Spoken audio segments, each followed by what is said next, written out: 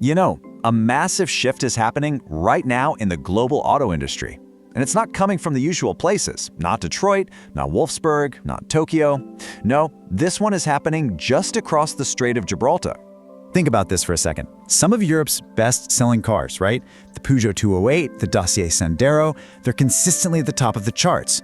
But they're not rolling off assembly lines in France or Romania. They're made in Morocco. And that's not just a weird bit of trivia. It's a massive clue about a huge strategic shift that's underway. Look, Morocco has been a manufacturing powerhouse for Europe for years.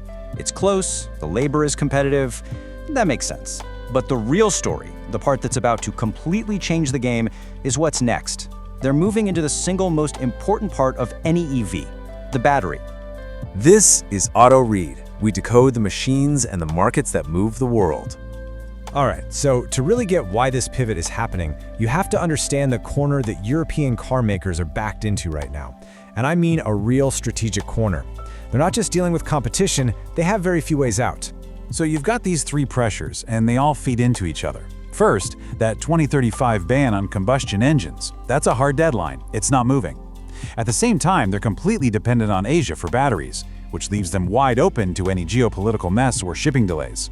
And then on top of all that, their profit margins are getting squeezed like crazy, mostly by Chinese OEMs. It's basically a classic three-front war.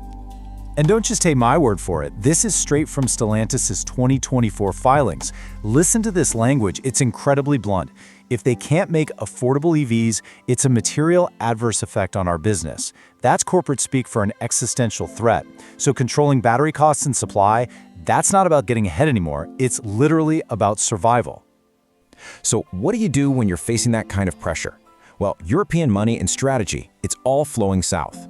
The answer isn't to build more plants in Germany or France. Nope. The plan is to build a whole new industrial ecosystem right next door. And that's what we're calling the North African Battery Corridor. But listen, this isn't just about a few new factories. It's a completely integrated system. It's built for resilience, for speed, and for cost, connecting European EV demand directly with North African supply. So let's look at the evidence. You can literally see how this corridor is being built, piece by piece. The money is already committed. The resources are already being lined up. This is happening now. Okay, check this out. $5.6 billion. That's the price tag for just one gigafactory in Morocco. And it's a joint venture with Chinese tech partners. This isn't some pie-in-the-sky idea. This is a massive, real investment to build huge production capacity right now. And the logic behind why Morocco, well, it's crystal clear when you look at the resources. Morocco controls something like 70% of the world's phosphate reserves. Now, why does that matter? Because phosphates are the key ingredient for LFP batteries, lithium iron phosphate. And LFP is the chemistry you need for affordable, mass-market EVs. It's cheaper, it's more stable, it lasts longer than the other stuff. So it's simple, you control the phosphate, you control the affordable EV market. And it's not just about phosphates either. The big car makers are locking down other key minerals. Take Renault. They just signed a deal with a Moroccan miner, Managem, for 5,000 tons of cobalt sulfate a year. That's a huge signal that they want to localize the entire mineral supply chain. And what does that do? It lowers geopolitical risk, sure, but it also helps them deal with the serious ESG headaches that come with sourcing from places like the DRC. So when you put it all together, the whole strategy for this corridor is built on three main pillars. First pillar, direct access to those critical minerals we talked about. Second, massive manufacturing scale from these new gigafactories, hooked up to world-class logistics through ports like Tanger Med. And the third pillar, it's a really smart partnership. European automakers bring the demand, Chinese companies bring the battery tech, and North Africa brings the production. And when you compare this new corridor to the old way of doing things, the advantages are just stark. Shipping time, it goes from 4 to 6 weeks down to less than 1.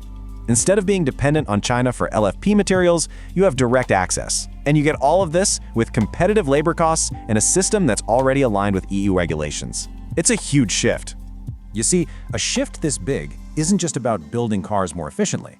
It's about fundamentally redrawing the entire map of global manufacturing and trade for high-tech goods. What we're really watching here is the death of the just-in-time supply chain that's dominated the auto industry for, 40 years? That whole model was about one thing: immediate cost savings. The new model is what you'd call just in case. It's all about resilience. You accept a higher initial cost because you're de-risking the entire system for the long haul. And for Europe, the ripple effects are just massive. This is so much bigger than just getting a steady supply of batteries. We're talking about making sure they comply with rules of origin for trade deals, getting ahead of new carbon taxes at the border, and frankly, having a much better story to tell on the whole ESG front for minerals. And maybe most importantly, it's about building entirely new geopolitical partnerships with their neighbors to the south. But at the end of the day, this entire continental strategy, its success or failure, it all comes down to one single make or break variable, and that's the battery. I mean, think about it. The battery pack is somewhere between 30 and 40% of the total cost of an EV. It's the biggest line item by far. So controlling its production, that's not just about tweaking the margins. It's the only real way you're ever going to get EVs down to the same price as a gas car. So here's our critical forecast. The battle for the affordable mass market EV, that's going to be won or lost based on who controls the LFP battery supply chain, period. And all the evidence we've just looked at points to one place. North Africa is the new battleground. So this whole strategy, it's designed to reduce one kind of dependency, to increase security. But that leaves us with a really critical question.